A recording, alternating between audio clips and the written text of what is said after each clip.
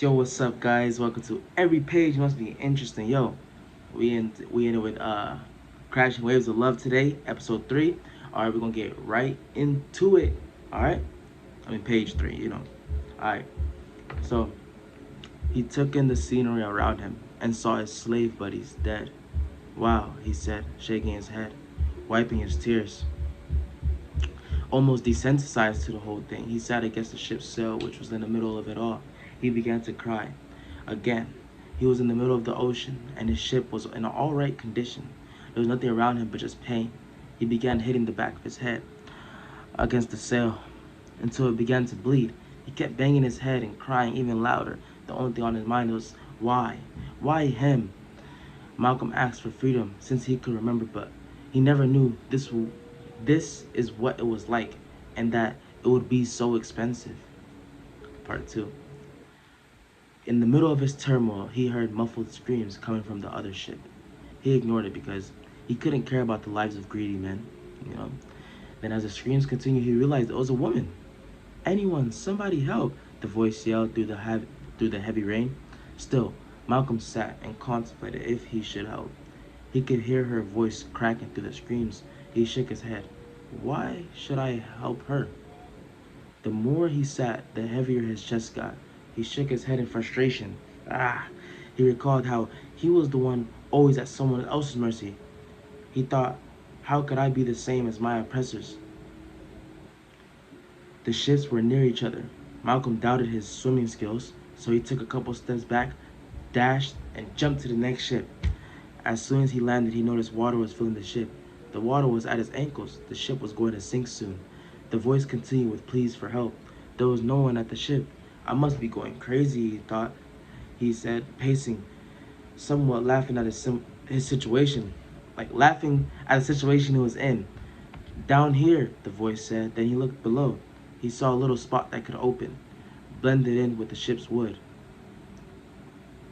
Within, he saw a girl dressed in all white with gold around her body. She had large diamonds and gold hairpins in her head and a tiara to match. She wore a white veil, but she was in a cage. Hey, hey. Okay. All right. That's the reading part of it. Now let's get to the dissection part of it, all right? So in the first few paragraphs, he's like, wow, he desensitized by the whole thing. He's slamming his head against the thing because, mind you, although I'm just reading through this, all his homies are dead right now. He's the only one alive, lost in the middle of the ocean. He don't know where he's going. Probably don't know how to sail. He don't know how to do nothing, man. Just him. But thumbnail. I gotta get that as a thumbnail. All right. He was in the middle of the ocean. Okay, hitting his head against the wall, and he's just crying to himself like, "Why me? Why? Like, why him?" And I love this part. Malcolm asked for freedom since he could remember, but he never knew this is what it was like and that it was gonna be so expensive. Cause all his homies dead. Now who is he gonna be free with? By himself? Who wants to be free by himself, man? Come on. In the middle of his turmoil, you know, he heard screaming, and he's just thinking, he's contemplating, why should I help her, right? Like he doesn't care. He thinks it's some other men, right? And the more he sat, the heavier his chest got because remember he said he thought, how could I be the same as my oppressors? The oppressors, he he recalled how he was the one always at someone else's mercy. So how could he be the same? Like who would want to be the same as their oppressors? And I guess this shows that he has a good heart.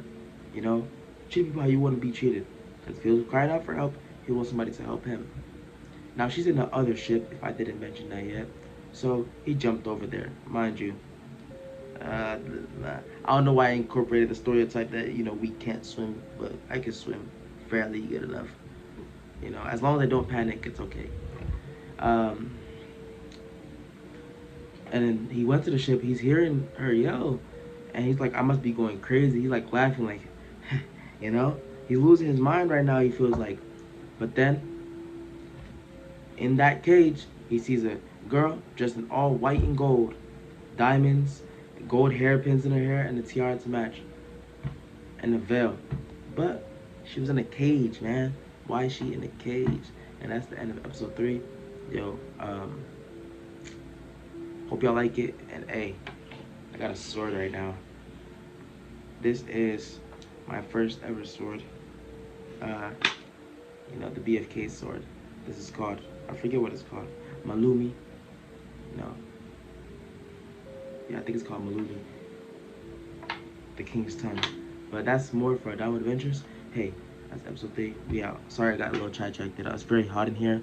But the next one I'm going to try to make it a little better, okay? Thanks. Peace.